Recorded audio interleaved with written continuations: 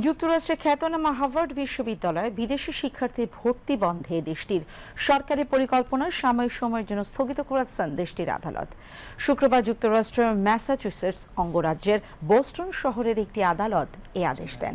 এর আগে বিদেশি শিক্ষার্থী ভর্তি বন্ধে সরকারের সিদ্ধান্তের বিরুদ্ধে মামলা করে হার্ভার্ড কর্তৃপক্ষ।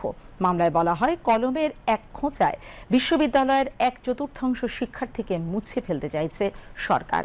বিদেশি শিক্ষার্থীরা বিশ্ববিদ্যালয়টি এবং এর লক্ষ্য উদ্দেশ্য পূরণে গুরুত্বপূর্ণ অবদান রাখেন। এর আগে বৃহস্পতিবার এক বিবৃতি দিয়ে হার্ভার্ডে বিদেশি শিক্ষার্থী ভর্তি বন্ধের সিদ্ধান্তের কথা জানায় যুক্তরাষ্ট্রের হোমল্যান্ড সিকিউরিটি ডিপার্টমেন্ট। ট্রাম্প প্রশাসনের অভিযোগ, ইহুদি বিদ্বেষ মোকাবেলায় যথেষ্ট পদক্ষেপ নেয়নি হার্ভার্ড কর্তৃপক্ষ। এছাড়া নিজেদের ভর্তি ও নিয়োগ সংক্রান্ত চর্চায় পরিবর্তন এনেছে তারা। তবে এসব অভিযোগ অস্বীকার করেছে শিক্ষা প্রতিষ্ঠানটি।